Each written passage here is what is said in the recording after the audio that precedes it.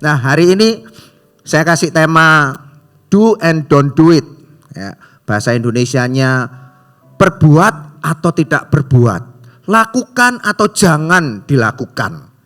Gampangannya seperti itu ya. Berbuat atau jangan diperbuat. Nah, tadi pagi saya ngomong yang do it. Bukan duit ya Bapak Ibu, bukan uang, bukan duit, bukan. Soalnya kalau ngomong duit itu cepet gitu, set gitu kan, larinya ke sana pasti gitu ya. Apa yang diperbuat atau apa yang dilakukan tadi pagi. Ya, hari ini saya ngomong apa yang tidak boleh kita lakukan, apa yang enggak boleh kita perbuat. Ya. Nah, sebelum itu kalau Bapak Ibu tahu, tadi juga sudah ada kan ditampilkan di awal-awal Pastor Antoni, ya kan? Temanya apa kita sepanjang bukan bulan ini sih, tapi beberapa bulan ke depan, mungkin sampai Oktober. Apa? Pastor Antoni sudah ditulis itu, ada tagline-nya itu apa? Go home. Nah, kita doa pulang, doa berkat. Go and make a disciple. Betul ya? Pergi dan jadikanlah semua bangsa murid. Kita selama beberapa bulan ke depan kita ngomong tentang penginjilan, kita ngomong tentang penjangkauan. Ya, dan bagi saya penginjilan penjangkauan itu bukan cuma sekedar perintah Tuhan bagi setiap kita. Tapi itu harus jadi gaya hidup kita sebagai anak-anak Tuhan. Gaya hidup sebagai kita orang Kristen itu adalah nafas kita. Amin. Ya, tanpa berlama-lama saya mau ajak kita buka di Kisah Rasul pasal 1 ayat yang ke-8, demikian firman Tuhan. Tetapi kamu akan menerima kuasa kalau Roh Kudus turun ke atas kamu, dan kamu akan menjadi apa Bapak Ibu? Baca sama-sama. Kamu akan menjadi saksiku. Ya, saya highlight itu. Saya kasih huruf besar semua itu. Kamu akan menjadi saksiku, saksinya Tuhan. Ya, kita akan menjadi saksinya Tuhan di mana? Di Yerusalem dan di seluruh Yudea dan Samaria dan sampai ke ujung bumi. Ya.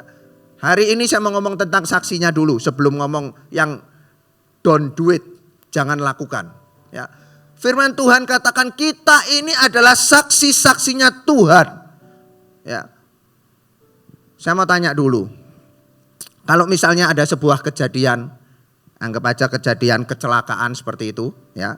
Misalnya Bapak Ibu ini contoh ya Bapak Ibu ya, Bapak Ibu keluar dari tempat ibadah ini mau pulang ke rumah, tiba-tiba di jalan situ tiba-tiba ada kejadian kecelakaan seperti itu. Ya, ada kejadian kecelakaan, mungkin sepeda motor ditabrak mobil atau seperti apa kayak gitu. Dan Bapak Ibu lihat dan tahu persis kejadiannya. Kemudian tiba-tiba ada seorang aparat polisi kayak gitu, ya. Pengen tahu ceritanya, pengen tahu kejadiannya. Bapak Ibu lihat, Bapak Ibu kan sebagai saksi. Ya, Bapak Ibu dipanggil terus dimintai kesaksian. Berapa banyak kalau Bapak Ibu misalnya dimintai kesaksian seperti itu yang Bapak Ibu mau, yang bersedia dimintai kesaksian sebagai saksi. Nangkep maksud saya? Nangkep ya? Bapak Ibu lihat itu kejadiannya persis, kemudian dimintai keterangan untuk jadi saksi. Kejadiannya seperti apa sih ini tadi kecelakaannya ini? Siapa yang salah dan lain sebagainya. Bapak Ibu tahu persis kelihatan. Kalau enggak lihat ya pasti enggak dijadikan saksi. Tapi karena tahu kelihatan mau dijadikan saksi, siapa yang bersedia dijadikan saksi? Mengerti pertanyaan saya Bapak Ibu? Ngerti ya? Ya. Atau gini aja, siapa yang tidak bersedia? Saya balik. 1, 2, 3, 4, 5. Berarti semuanya yang tidak bersedia 5, sisanya bersedia semua kan? Hah? Loh kok ketawa ini ambigu loh Bapak Ibu? Atau kita doa berkat lagi pulang? Saya juga seneng loh selesai. Paling dimarahin sama Pastor Antoni saya gitu kan. Pasti saya percaya lebih banyak yang gak mau daripada yang mau. Betul gak? Jawabannya simpelnya bahasa Surabayanya ngerepoti. Benar gak? Lah Isa jangan aku itu aja. Aku gak kelihatan padahal ya kelihatan. Gitu kan? Jadi saksi kelihatannya memang gak enak. Ya kan? Tapi firman Tuhan jelas katakan kita ini adalah saksinya Tuhan. Saya mau ingatkan buat saya juga buat Anda, buat Bapak Ibu semua. Kita semua ini termasuk saya adalah saksi. Jadi tidak boleh ngomong, oh repot Tuhan, aku repot Tuhan, repot. Gak sempat aku Tuhan, gak sempat. Tidak boleh. Setuju dengan saya? Coba ngomong sama kanan kirinya, tidak boleh. Mau tidak mau harus jadi saksinya Tuhan. Ayo coba ngomong sama kanan kirinya, diingatkan. Ya. Kita adalah saksi-saksinya Tuhan. Amin. Ya, kalau ngomong kita saksinya Tuhan, otomatis kesaksian kita itu tidak boleh tujuannya orang untuk memuliakan kita atau melupakan Tuhan. Kalau sudah dikatakan saksi Tuhan, jelas tujuannya untuk memuliakan Tuhan. Bukan untuk memuliakan diri kita sendiri terus orang lain melupakan Tuhan. Enggak. Kalau yang namanya saksiku, saksinya Tuhan, otomatis yang harus dipermuliakan Tuhan lewat hidup kita. Amin. Kenapa saya mau ngomong ini dulu dari awal? Supaya kita ingat, ya, kita ini saksinya Tuhan, kita bukan bersaksi untuk kemuliaan diri kita sendiri. Seberapa sering kadang kalau kita menginjil, tiba-tiba ada orang yang bertobat, ya nggak usah ngomong menginjil lah, kadang ya kalau kita doakan orang gitu, contoh-contoh, misalnya ada di JG kita misalnya, ada sepasang suami istri yang minta didoakan doa keturunan gitu ya, supaya punya momongan, punya anak. Terus kita berdoa buat dia. Terus suatu saat karena sudah lama nggak punya anak, nggak punya keturunan, kita doa terus buat dia selama mungkin 5 tahun 10 tahun. Tiba-tiba hamil si wanita itu.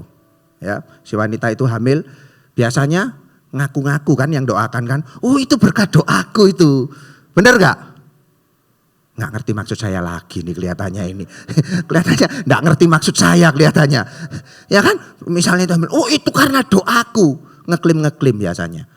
Ya saya ngomong salah juga enggak sih. Tapi biasanya selalu merasa, oh itu karena aku, itu karena aku, itu karena aku. Sama ketika kita memberitakan Injil misalnya orang bertobat, ya, terus dibaptis, oh itu karena aku. Ya enggak, poinnya sih, apa ya maksudnya? Ya benar karena Anda, tapi maksudnya jangan Anda mempermuliakan diri Anda sendiri. Yang harus dipermuliakan itu Tuhan. Kita ini cuma saksinya. Amin. Mungkin banyak orang yang kita menangkan baptis, wis aku loh wis baptis banyak orang. Ya kan? Ya walaupun dia bukan sendiri yang baptis gitu kan, tapi memberitakan Injil membuat orang itu bertobat dibaptis. Aku sudah menangkan segini-segini. Hei, Tuhan yang harus dipermuliakan bukan kita. Amin. Ya, dan itu harus ada di dalam benak setiap kita. Kita ini saksinya Tuhan. Kita hanyalah alat yang layak terima kemuliaan Tuhan. Setuju dengan saya Bapak Ibu? Amin. Ya. Dan mau ndak mau, tadi saya katakan mau ndak mau kita harus jadi saksi Tuhan. Dan saya percaya ketika kita bersaksi, firman Tuhan tadi katakan kita ini diberi kuasa. Ya. Kalau ngomong tentang saksi ada dua, ngomong saksi itu ada dua. Yang pertama itu saksi palsu, yang kedua itu saksi yang benar. Ya, tinggal Bapak Ibu pilih mau jadi saksi yang mana. Ya. Bagi saya harusnya kita harus menjadi saksi yang benar bagi Tuhan. Sebetulnya simpel kok, kalau ngomong saksi mau menceritakan kebaikan Tuhan itu gampang. Contoh di Alkitab, di kitab Yohanes, sama seperti kriteria tadi Pak Yohanes gitu kan. Ya, Yohanes pasal yang pertama, ya, bagaimana ketika Andreas membawa Petrus itu datang kepada Tuhan Yesus. Ya, Andreas ini sebelum jadi murid Tuhan Yesus, dia itu sebelumnya adalah murid daripada Yohanes Pembaptis. Ya, dia adalah murid daripada Yohanes Pembaptis, dan ketika suatu saat Yohanes Pembaptis ketemu dengan Tuhan Yesus, di saat itulah juga Andreas ketemu dengan Tuhan Yesus. Waktu itu Tuhan Yesus belum terkenal, ya, masih awal-awal ketika dia pertama kali muncul, bahkan belum memulai pelayanannya. Ya, ketika Andreas ketemu dengan Tuhan Yesus, dia cuma tanya, di manakah engkau tinggal? Tuhan Yesus cuma jawab, kalau kamu mau tahu, ayo ikut aku. Andreasnya ikut Yesus. Saya tidak tahu berapa lama, ya sangkep aja lah sehari gitu ya.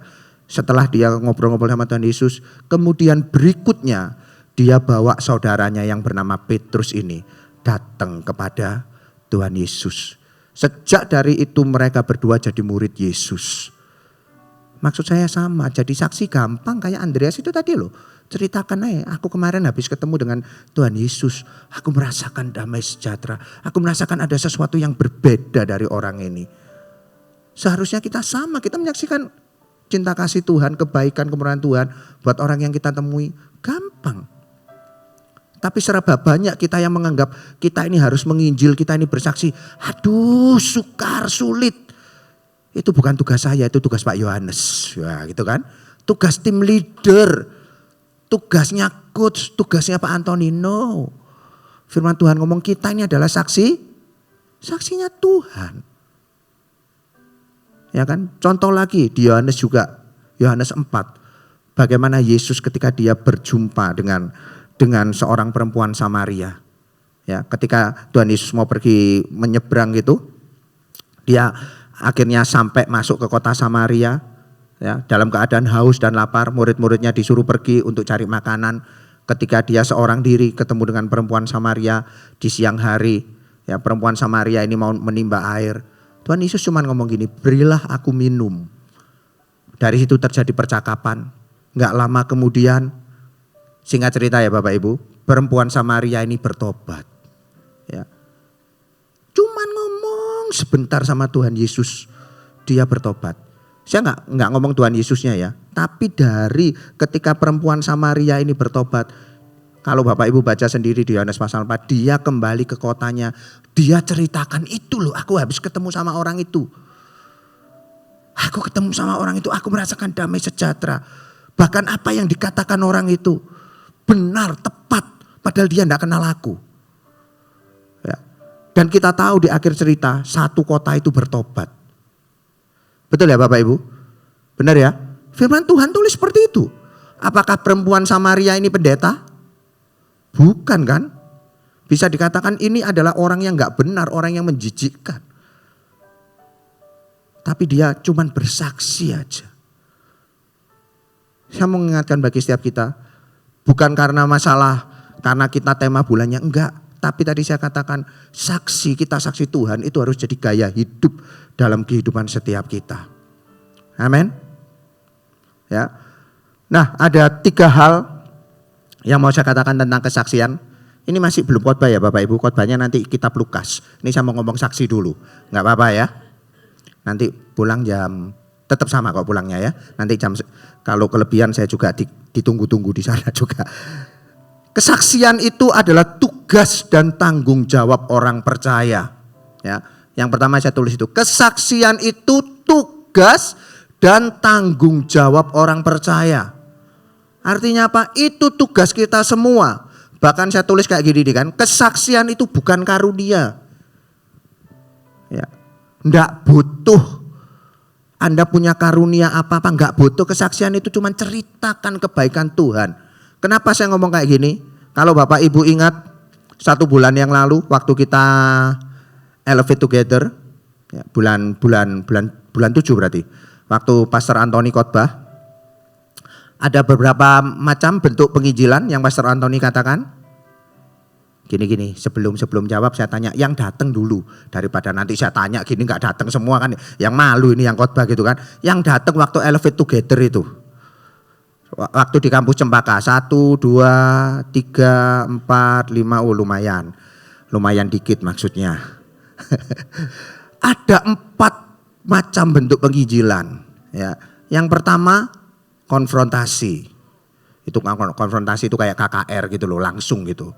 Kemudian kreatif. Kreatif itu bisa saya kasih contoh kalau misalnya kita ada acara kayak di sini barusan penjangkauan ini yang untuk yang buka kafe nih, apa nama kafenya kok lupa saya sini. Hah? Next Gen Cafe. Itu kreatif. Ya itulah wis pokoknya itu ya wis. Yang ketiga itu teknologi kalau nggak salah dia tulis seperti itu. Teknologi itu ya lewat medsos itu loh kita nginjil. Ya. Yang keempat itu adalah personal atau bisa saya katakan friendship evangelism. Ya, hari ini yang mau saya bagikan itu yang keempat, personal ataupun friendship evangelism. Ya, kembali ke sini dulu. Kesaksian itu adalah tugas dan tanggung jawab orang percaya dan kesaksian itu bukan karunia. Benar, kesaksian itu bukan karunia. Bapak Ibu cukup ceritakan. Kenapa tadi saya ke personal evangelism? Gampang kalau Bapak Ibu ketemu siapa, ceritakan kebaikan Tuhan. Kenapa Anda bisa berubah dari orang dulu yang mungkin kita ini, mungkin bukan terhilang, tapi mungkin dulu ini kita ini orang yang berdosa, kotor, menjijikkan. Sekarang bisa jadi seperti ini, ceritakan kebaikan Tuhan. Ya. Enggak butuh karunia apa-apa, cukup buka mulut Anda dan cerita aja. Dan enggak butuh jabatan apa-apa, TL, coach, pendeta, enggak ada. Siapapun kita bisa. Ya. Karena itu tugas dan tanggung jawab kita, enggak butuh karunia. Ya. Doa saya bagi setiap kita, biar kita bisa menjadi saksi-saksinya Tuhan. Mulai hari ini sampai selama-lamanya. Dimanapun Tuhan taruh Anda, entah di tempat kerja, entah di keluarga Anda, untuk mencerminkan kemuliaan Kristus. Amin. Ya, nggak usah nunggu-tunggu aku punya karunia bernubuat baru aku bersaksi. Nggak perlu. Tunggu aku punya karunia melayani, nggak perlu. Bersaksi itu nggak butuh karunia. Butuh Anda mau buka mulut Anda ceritakan kebaikan Tuhan. Amin. Amin. Ya. Yang kedua kesaksian masing-masing orang berbeda. Ya, jelas ini. Tiap orang punya jalan hidup yang berbeda. Ada orang yang mungkin begitu lahir dari kandungan ibunya tiba-tiba sudah jadi orang Kristen. Ada yang jadi orang Kristennya tiba-tiba mengalami pengalaman yang supranatural, fenomenal, bisa. Dulu mungkin bekas dukun santet loh ya bisa. Apapun itu, ya, nggak usah iri. Wih, aku nggak spektakuler dia loh. Aku memang dari dulu orang Kristen sejak dari kecil. It's okay, ceritakan kebaikan Tuhan.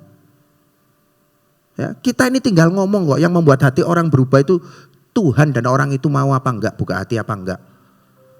Tinggal kita ini loh ngomong, buka mulut kita. Jangan kebatinan terus berdoa terus.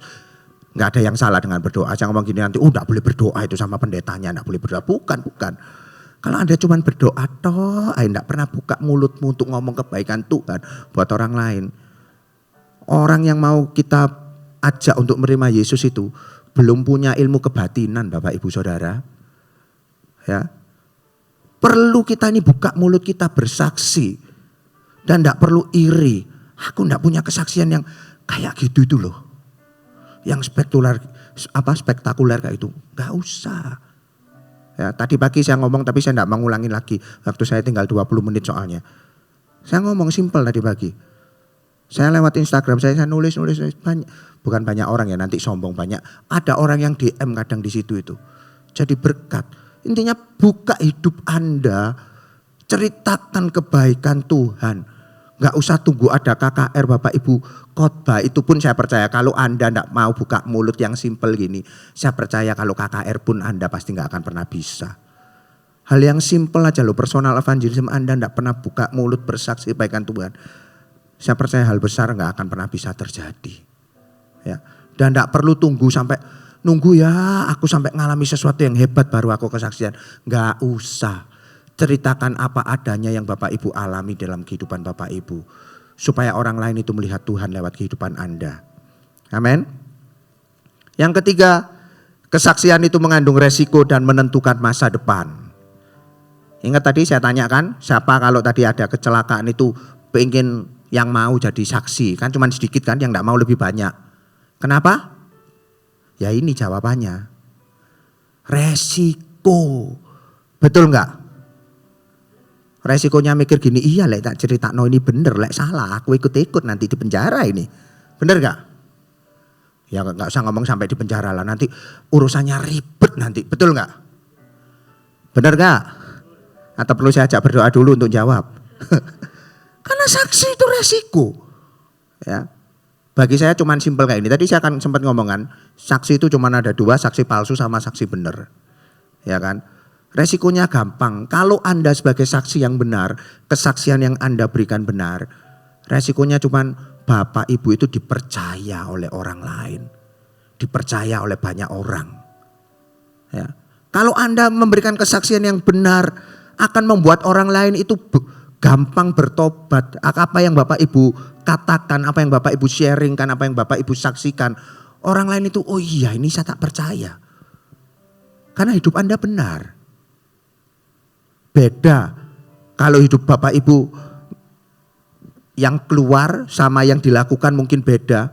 Atau saya sebut gampangnya tadi saksi palsu. Bapak Ibu ngomong orang lain gak akan percaya. Resikonya ya sama seperti itu. Oleh karena itu kenapa saya kasih tema khotbah hari ini do and don't do it. Nah ini kita akan belajar. Ya, apa yang gak boleh kita lakukan sebagai saksinya Tuhan. Apa yang gak boleh kita perbuat. Supaya apa? Supaya orang lain itu percaya dengan kita. Amin. Ya, langsung aja. Kok tambah cepat waktunya ya. Lukas pasal yang ketiga. Lukas pasal yang ketiga. Ayat yang ke-7 sampai yang ke-9. Lukas pasal 3 ini atasnya itu perikopnya kan tentang Yohanes Pembaptis. Ya, kalau kita tahu juga ini adalah pertama kalinya Yohanes Pembaptis keluar, dia berseru-seru di padang gurun, ya. Dia memperserukan pertobatan, dia buat KKR gitu kan, supaya banyak orang itu bertobat, dibaptis menerima Yesus. Dan di sini memang terjadi seperti itu, ya.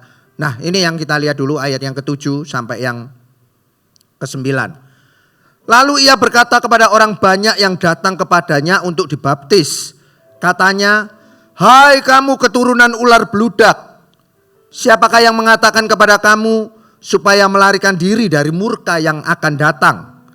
Jadi hasilkanlah buah-buah yang sesuai dengan pertobatan. Dan janganlah berpikir dalam hatimu, Abraham adalah bapa kami.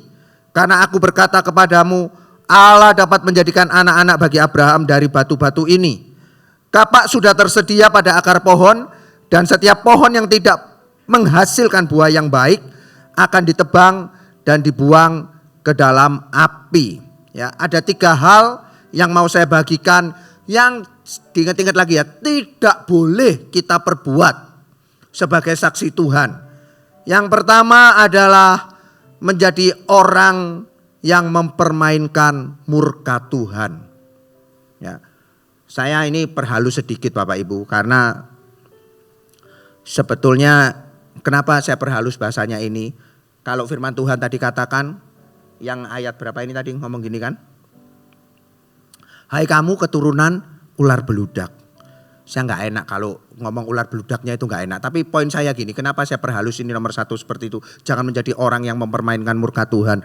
Ular beludak itu kalau Bapak Ibu search di Google, itu artinya kayak gini loh. Ular yang berbisa. Ular yang jahat, gampangannya kayak gitu. Ular yang berbisa, ular yang jahat. Maksud saya kayak gini, poin saya yang nomor 1. Ya, ketika Yesus mati di atas kayu salib, kita semua tahu, ya, begitu besar kasih Allah bagi setiap kita. Tentunya Dia mengasihi setiap kita dengan yang luar biasa. Bahkan ayat yang tadi saya bacakan di waktu perjamuan di Yesaya, bahkan kita pun lihat Tuhan Yesus enggak layak kita pandang Dia hina, hancur. Dia demikian mengasihi kita sampai Dia lakukan seperti itu. Ya. Maksud saya kayak gini, kalau Tuhan begitu mengasihi setiap kita, ya, jangan mempermainkan kasih Tuhan sampai akhirnya membuat kita, kan terkadang loh Bapak Ibu, kebanyakan dari antara kita mungkin tidak ada di sini gitu kan, nggak apa-apa, nanti aku habis buat dosa minta ampun lagi, Tuhan Maha Kasih. Betul, saya percaya Tuhan sangat mengasihi setiap kita. Tapi poin saya, jangan permainkan kasih Allah sampai akhirnya Tuhan itu murka kepada setiap kita. Enggak apa-apa murka sebentar, tetap kok Tuhan itu kasih. Yang perlu kita ingat, bukan cuma Tuhan mengasihi kita, tapi Dia juga Tuhan yang maha adil bagi setiap kita. Ya. Jangan cuma kita merasa, aduh enggak apa-apa dah. Nanti aku jatuh minta ampun lagi, jatuh minta ampun. Saya percaya Tuhan pasti mengampuni, saya percaya. Tapi bukannya kita terus berkutat, jatuh bangun di dalam hal yang sama. Sampai suatu saat kita harus berhenti, kita harus stop, kita harus bertobat. Ya, jangan mempermainkan murka Tuhan. Kalau engkau tahu engkau disayang, engkau dikasih Tuhan. Ya, stop buat dosa. Dia sangat mengasihi setiap kita. Saya mau kasih ilustrasi sedikit ya.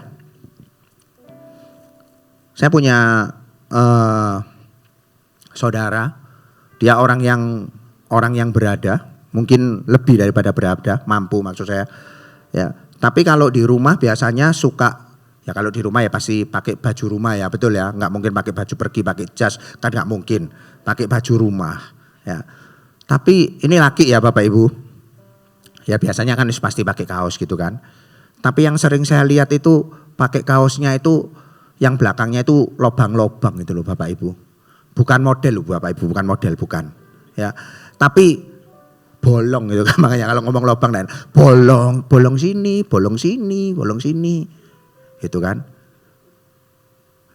Yang ketawa-ketawa paling sama, mungkin ada yang di sini pakai seperti itu.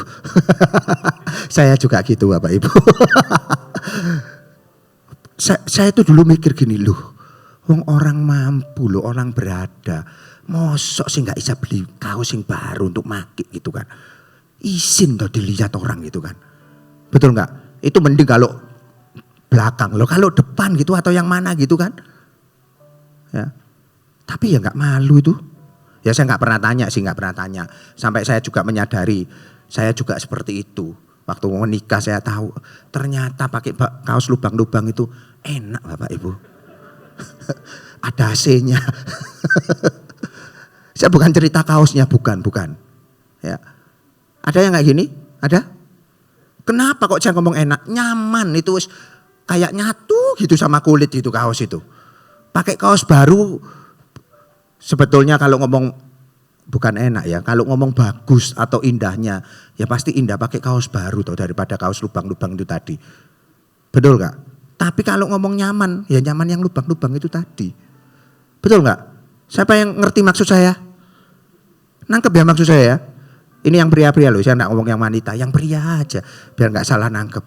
Saya gitu, sampai kadang istri saya, aduh kok gila nih buangen, aduh. Kadang ada tamu ya sih dipakai, sorry ya aku pakai kaos ini ya, kayak gitu kan, pura-pura gitu kan. Kadang kita ini sebagai anak Tuhan itu kayak gitu loh. Maksud saya itu kaos yang lubang-lubang tadi itu, kaos yang lama itu tuh kayak perbuatan dosa kita itu loh. Kita ini nyaman, nggak mau bertobat, iya enak aku Tuhan. Bapak Ibu harus tahu Tuhan itu mengasihi Anda.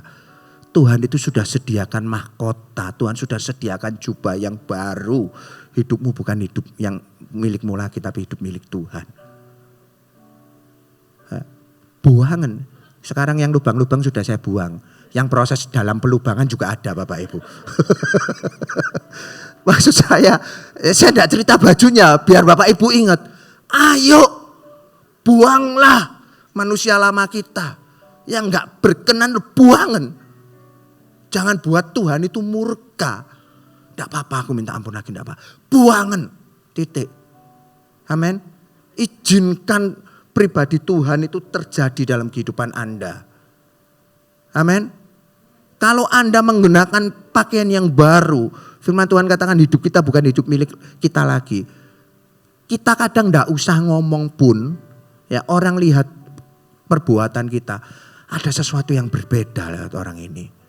Orang akan datang dan engkau tinggal ngomong dengan mudahnya. Amin. Gak perlu susah-susah. Ayo.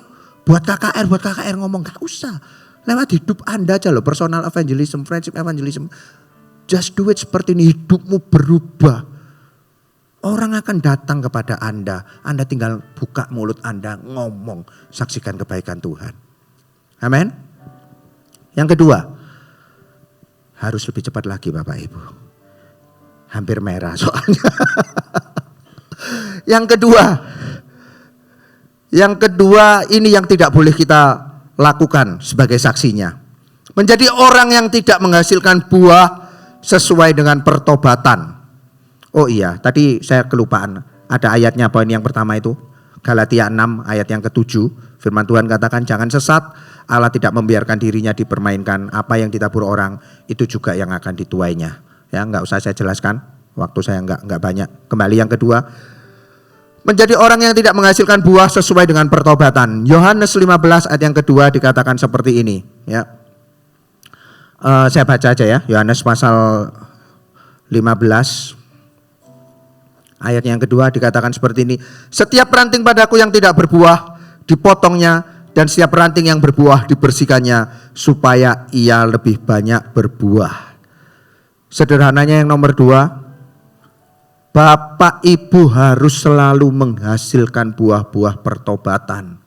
Hidup kita harus senantiasa dipimpin oleh Roh Kudus. Kalau kita tidak berbuah, kita nggak bertobat, kita akan ditebang. Amin.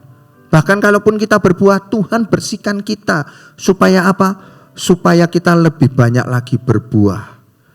Artinya mau saya katakan kayak gini, apa yang Tuhan sudah taruh di dalam kehidupan setiap kita, ya, apapun itu, entah talenta, entah potensi, karunia apapun, kembangkan itu dalam kehidupan Bapak Ibu Saudara, supaya itu menjadi menjadi buah yang siap dinikmati, bukan hanya oleh Tuhan, tapi orang lain itu melihat buah-buah yang nyata, buah-buah roh itu terjadi dalam kehidupan Bapak Ibu. Amin. Hasilkanlah itu dalam kehidupan setiap kita. Ya, ketika orang lain melihat, oh iya ya, orang ini kok bisa ya, ndak ngamuan, bisa menguasai diri. Anda tinggal cerita, saya dulu orang yang ngamuan. Sejak berjumpa dengan Tuhan Yesus, pelan-pelan saya mulai berubah. Gampang. Ya. Saya lanjut dulu yang ketiga. Biar saya kasih contohnya mudah.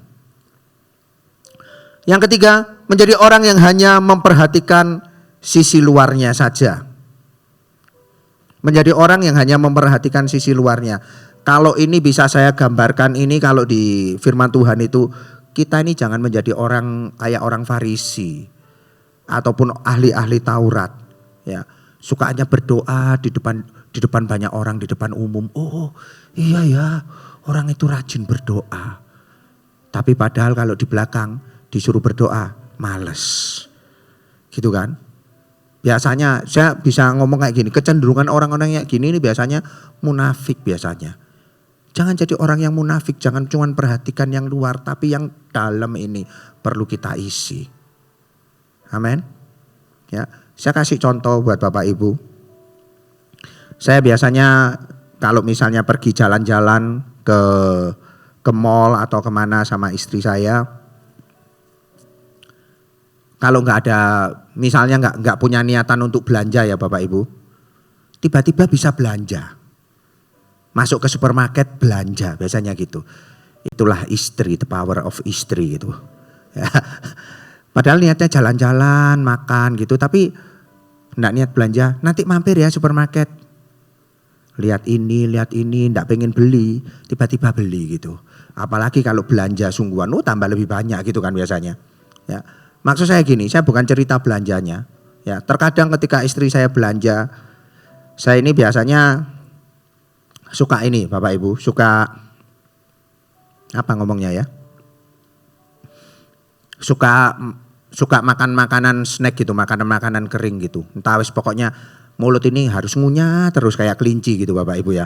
Kalau istri lagi belanja apa, entah beli daging, entah beli ikan, entah beli apa, saya tinggal gitu ya, aku tak lihat-lihat situ sih gitu ya. Lihat-lihat gitu. Tiba-tiba mata berhenti gitu ya, tertuju ke satu produk itu, entah apa itu.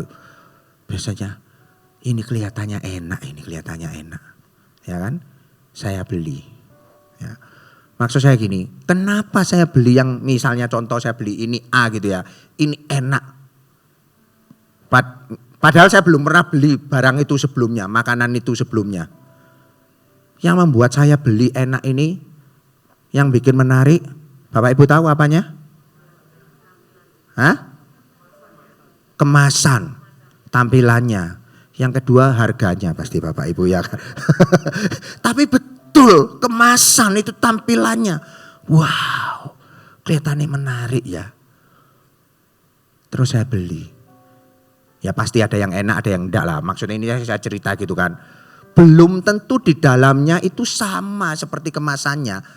Kemasannya kelihatannya itu wow enak ya, menarik. Tapi ketika dibeli, biasa-biasa saja. Besok-besok saya pastikan kalau datang lagi, saya nggak akan beli itu. Nangkep ya maksud saya Bapak Ibu? Harusnya kalau Bapak Ibu yang penjual produk itu, kemasannya sudah bagus, dalamnya harusnya juga bagus, juga enak, betul nggak? Setuju dengan saya? Soalnya ada yang kebalikan, yang dalamnya enak, kemasannya jelek, ya nggak payu, nggak laku, betul nggak? Orang mau beli lihat aja, lihat tampilannya, aduh, nggak pantas ini, nggak akan diambil. Tapi poin saya kembali yang tadi, ya jangan cuman memperhatikan sisi luarnya saja, jangan cuman lihat kemasannya saja. Engkau di hadapan orang lain kelihatannya nice, kelihatannya baik, tapi padahal hati kita jahat. Jangan karena untuk dilihat orang, no. Tapi sama seperti yang nomor 2 tadi, hasilkanlah buah sesuai pertobatan. Kalau memang dari dalam baik, ayo luar dan dalam itu baik. Supaya orang itu melihat Yesus lewat kehidupan setiap kita. Bukan karena dibuat-buat, oh iya karena aku tim leader, karena aku CG leader, karena aku coach. No. Tapi oleh karena engkau mengalami perjumpaan pribadi dengan Tuhan. Ya, engkau menghasilkan buah-buah pertobatan dan itu tercermin keluar lewat kehidupan Bapak Ibu. Amin. Jika kita menyadari ya bahwa di hadapan Tuhan, kalau saya percaya kita masih hidup kita di dunia ini belum sempurna. Ya. Tetapi kalau kita sadar ya kita harus menghasilkan buah. Ya. Ayo mulai perlahan demi perlahan. Saya tahu memang gak mudah. Tapi bisa. Ya. Ketika kita berubah, kita akan jadi saksi Tuhan yang sangat-sangat efektif. Amin. Orang lihat kehidupan kita, iya ya. Orang itu kok bisa seperti itu ya. Orang itu kok bisa kayak gitu ya. Anda tinggal ngomong, aku seperti ini karena ada Yesus di dalamku. Amin.